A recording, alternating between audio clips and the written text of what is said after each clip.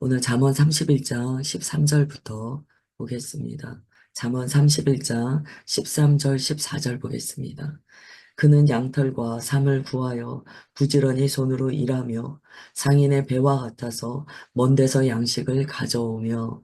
아멘. 우리가 지난주에 보았던 이 앞의 말씀이요, 현숙한 여인에 관한 이야기였습니다. 이 현숙한 여인은 그리스도인 안에서는 동역자의 개념으로 이해할 수 있습니다. 이 동역자의 개념으로 봤을 때 현숙한 여인은 에제르, 성령님과 같은 역할을 하는 사람이라고 볼 수 있어요. 그 에제르의 역할을 하는 동역자가 어떠한 특징이 있는가 이렇게 이야기합니다. 그는 양털과 삼을 구하여 부지런히 손으로 일한다 라고 이야기해요. 양털은 이제 동물로부터 얻은 이제 그 옷감이 되죠. 섬유가 돼요. 삼은 이제 식물성 옷감이 되는 거죠. 이것도 필요하고 저것도 필요한데 그러한 것들을 모두 필요한 것들을 마련한다는 거예요. 부지런하다는 거예요. 게으름이 없죠. 그리고 자신이 해야 되는 일을 압니다.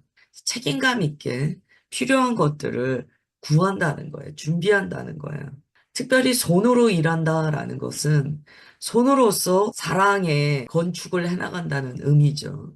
하나님께서는 우리가 서로가 서로에게 에제르의 역할을 하기 원하세요. 또 성령께서 우리의 에제르가 되어 주시죠. 에제르는요, 돕는 자입니다. 특별히 창세기에 보면 아담이 먼저 지음받고 그 다음에 여자가 지음을 받는데요. 그때 에제르의 관계로서 하와가 지음받았다라고 되어 있습니다. 이것은 남성을 위한 에제르가 여성이다라는 의미로서 파악할 것이 아니고 결국 그리스도인 안에서 서로가 서로에게 에제르의 관계가 되어야 된다라는 메시지로 우리가 보편적으로 받는 것이 필요합니다. 이 에젤의 관계에 있는 동역자는요, 하나님의 일에 필요한 것들을 깨닫고 그것을 준비하는 자세가 있다는 거예요. 특별히 손으로 그 사랑의 수고를 행한다는 것은요, 말로만 하지 않는다는 거예요. 정말 주님의 나라를 위하여 자기 자신이 섬세하게 그 손길로서 섬긴다는 거죠. 그 다음에 또 이런 표현을 씁니다. 상인의 배와 같다. 그래서 먼 데서 양식을 구해온다는 거예요.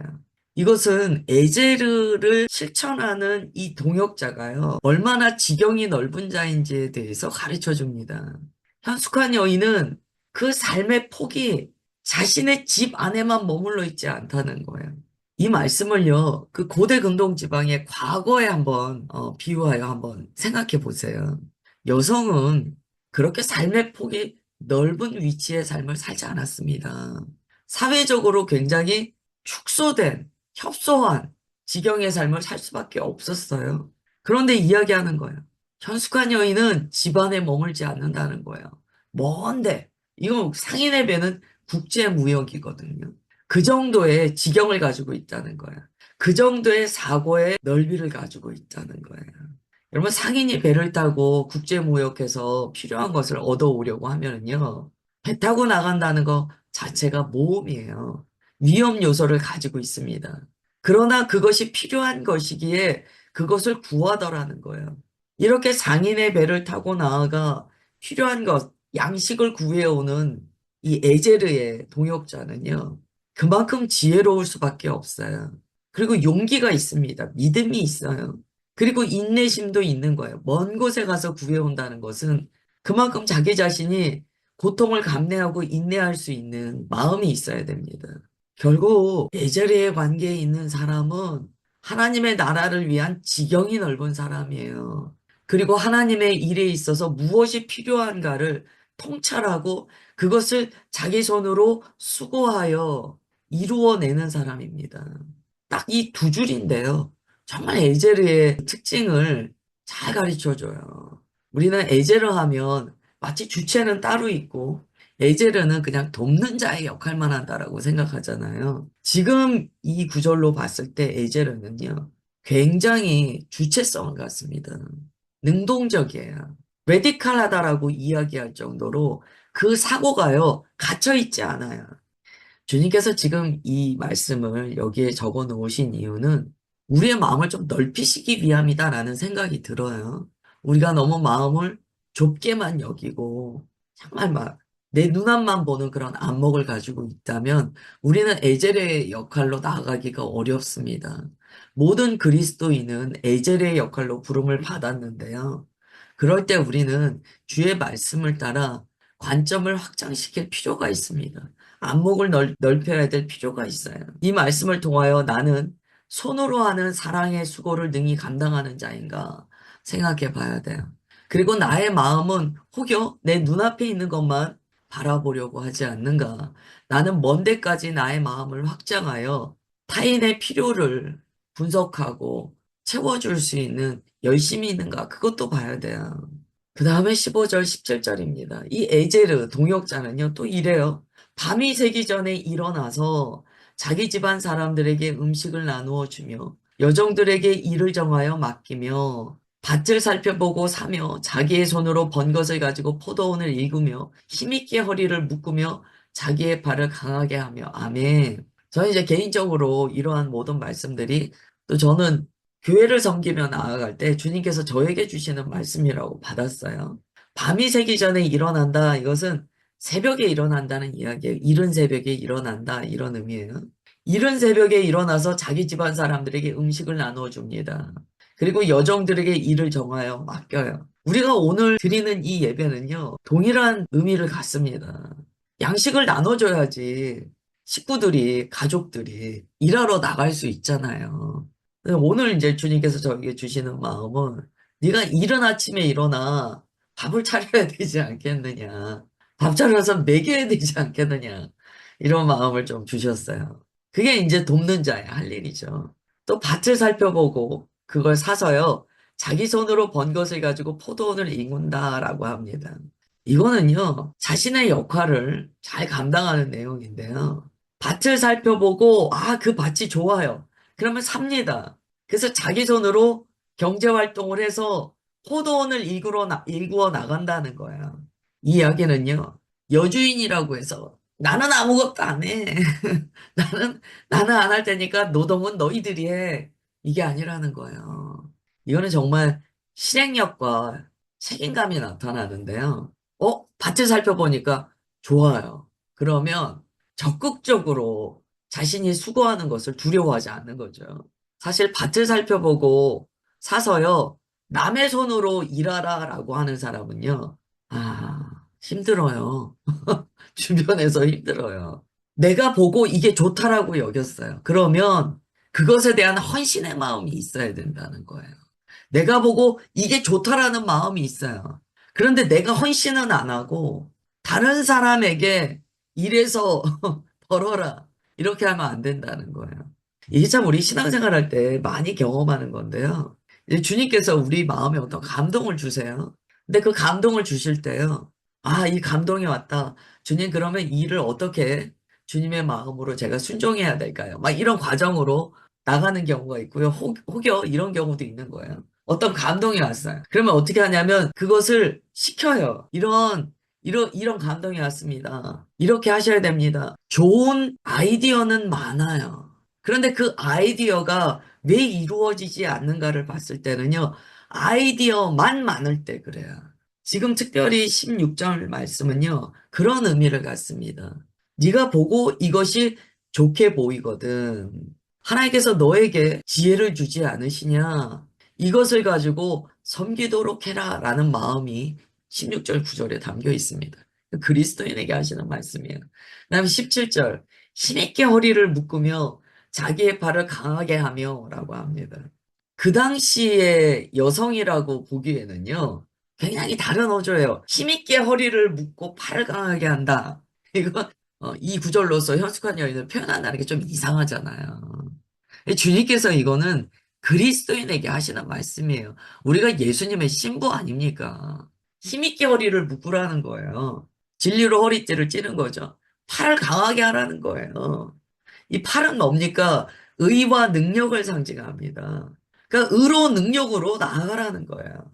허리를 묶을 때는요, 이제부터 일하겠다라는 이 결단이 담겨 있습니다. 이제 제가 하나님의 일에 허리를 묶고 일어나겠습니다. 주님의 의로운 오른팔로 나의 팔을 붙드사 나의 팔을 강하게 하옵소서. 이렇게 하고 이제 순종하며 들어가는 거예요. 이 구절을 보면 우리의 어떤 태도가 생각나는데요. 때로 이제 우리가 신앙생활 하다 보면 이럴 때가 있어요. 아우, 저 너무 고갈됐습니다. 저는 마음에 힘이 없습니다. 주님께서 말씀하시는 거예요. 너의 마음에 뭐가 있는데 그렇게 고갈이 됐니? 나를 바라봐라. 우리가 내 마음에 고갈을 느낄 때 내 마음에 누가 계신가를 바라봐야 돼요.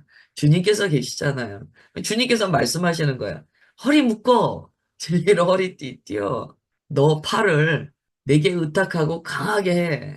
하나님께서 오늘 내게 능히 하루를 살 수 있는 능력을 주셔. 그리고 능히 주님의 거룩한 사역에 부름받은 자답게 순종할 수 있는 힘을 주셨어. 라고 말씀하시는 거예요. 이건 저한테 먼저 하시는 말씀이죠. 주님께서 진리로 허리띠 띠고 내 발을 강하게 하고 거시적인 안목을 가지고 성도들의 필요가 무엇인가 잘 살피고 챙겨라, 공급해라, 먹여라 라고 말씀하시는 거예요. 예수님은요, 구약에서도 계속 우리가 포도나무로 비유되기 때문에 포도원을 일구는 자로 이 땅에 오셨어요. 메마른 척박한 땅에 주님께서 복음의 씨를 뿌리셨어요. 그리고 그 땅을 열심히 일구셔서 우리를 주님의 열매 맺는 포도나무 되게 하셨어요. 여러분, 우리가 이 말씀으로 각자의 부르심을 다시 좀 상기하셔야 돼요. 오늘 주님께서 계속 독려하시는 거예요. 예, 그렇게 안 된다고 누워만 있지 말고 마음, 마음 너무 놓치지 말고 오늘 말씀을 따라 진리로 강건하게 일어나. 내가 너에게 맡긴 내 나라에 그 퍼즐 한 조각이 있지 않니? 그거 완성하자라고 주님께서 말씀하시는 거예요. 18절, 19절입니다. 자기의 장사가 잘 되는 줄을 깨닫고 밤에 등불을 끄지 아니하며 손으로 손뭉치를 들고 손가락으로 가락을 잡으며 아멘. 등불을 끄지 않는데요. 이것은 구약에 자주 나오는 표현입니다. 이건 하나님의 등불을 의미해요. 자기의 장사가 잘 된다는 것은요, 하나님의 일을 우리가 행하며 나아갈 때요, 순적한 것을 경험하는 거죠. 순적해요. 우리가 순적할 때 반드시 미혹이 옵니다. 왜 사람들이 예수님 잘 믿다가 타락하는가? 순적한 거예요, 하다 보니까.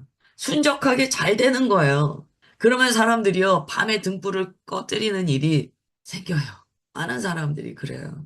사역도 잘 되다 보면 더 이상 밤에 힘들게 등불을 지키려고 하지 않아요. 아니란 생각이 스멀스멀 들어온다는 거예요. 주님께서 뭐라고 말씀하시냐면 자기의 장사가 잘 되는 줄 알 때 현숙한 여인, 진짜 에이젤의 역할을 감당하는 사람은 아무리 순적해도 아무리 뭔가 잘 되는 것 같아도 밤에 등불 꺼뜨리지 않는다는 거예요. 밤의 등불은요, 우리 영혼의 등불입니다. 하나님 앞에 엎드려 자기 영혼을 밝히는 자기 자신을 살피고 영적으로 늘 다듬고 깨어나도록 하는 그 영혼의 정결함을요, 늘 유지한다는 거예요. 하나님과의 교제가 끊이지 않는다는 거예요. 목사가 언제 제일 성경 안 읽을 거예요? 목사가 언제 제일 영성이 떨어질까요? 설교하다 보니까 할 만한 거예요. 해놓은 설교 많은 거예요. 새로운 설교 준비할 필요 없는 거예요. 뭐 교회 잘 되고 그러는 거예요. 그러면 일어나는 현상이요. 등불을 꺼뜨린다는 거죠. 영혼이 어두워져 간다는 거예요.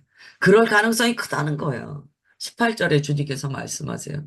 너의 일을 순종하게 되도록 내가 은혜를 베풀었을 때 많은 자들이 자기 영혼의 등불을 꺼뜨렸다. 그러면 안 돼. 현숙하다는 것, 지혜롭고 하나님 보시기에 정결하고 현숙하다는 것은 절대 변하는 것이 아니야.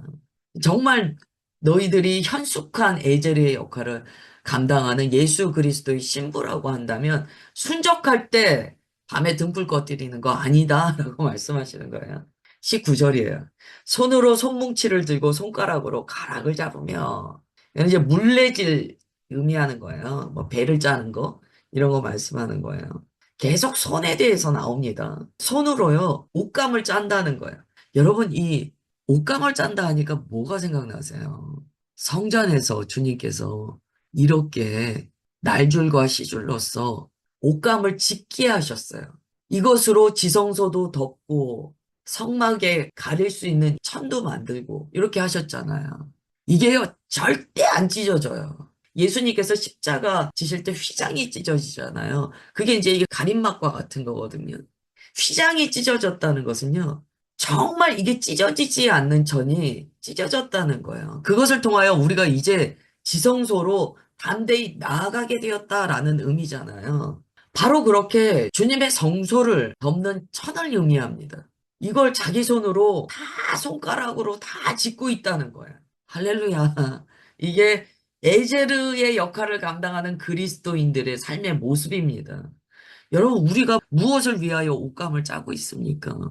모든 성도님들이요, 서로 가로, 세로가 교차하면서 옷감을 짜고 있는데요. 이것은요, 주님의 성전을 지어 나가는 거예요. 이 신약의 개념으로 그대로 등장하잖아요.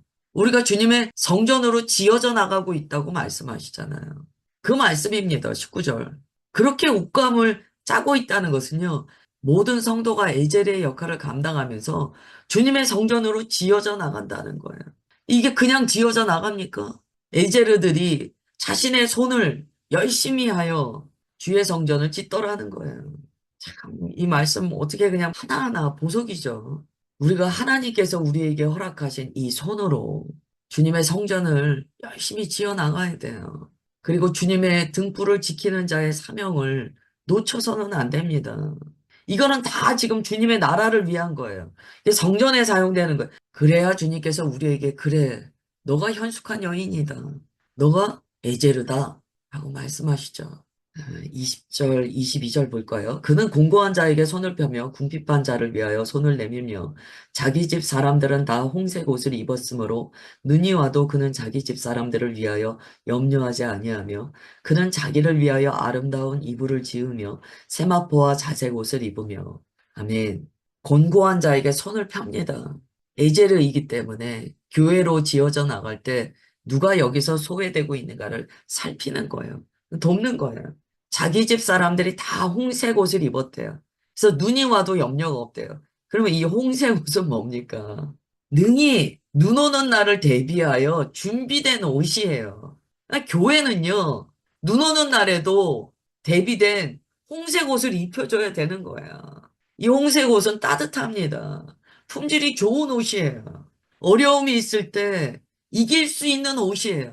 이 홍색 옷은 신약으로 가면 흰옷으로 표현되죠.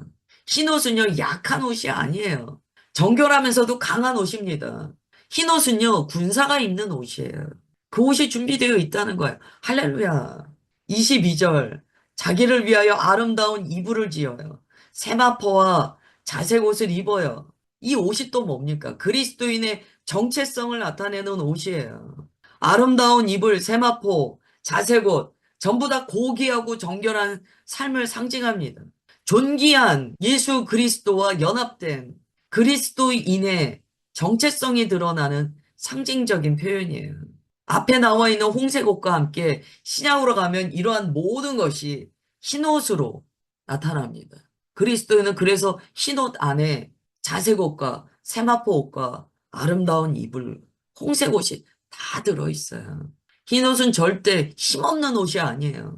나머지는 각자 묵상하세요. 이게 더 여러 가지 의미가 있는데 오늘 주님께 오늘 말씀 묵상하시면 더 가르쳐 주실 거예요. 기도하겠습니다. 하나님 아버지, 에제르로 부름받은 성도에 관하여 가르쳐 주셔서 감사드립니다. 무릇 성도란 주님을 위하여 구별된 자들이라고 이 시간 고백합니다. 성도는 이른 새벽에 지체들에게 먹을 것을 나눠 주어야 합니다. 주님께서 보여주신 그 밭을 열심히 일구어 다른 이들에게 유익을 끼쳐야 합니다. 진리로 허리띠를 띠고 팔을 강하게 하여 모든 일에 열심을 내어 주님 앞에 헌신해야 합니다. 주님께서 우리를 순종하게 하실 때 마음이 교만하지 않고 영혼의 등불을 꺼뜨리지 않아야 합니다. 손가락으로 열심히 함께 성전을 지어가는 것이 교회입니다. 공고한 자를 외면하지 않으며 주님께서 말씀하신 흰옷을 입어 주님을 맞이하는 자들이 교회입니다.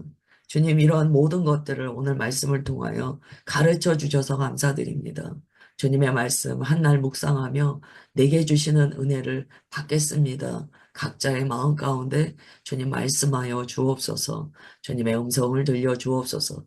감사드리며 사랑하는 주 예수님의 이름으로 기도드리옵나이다. 아멘.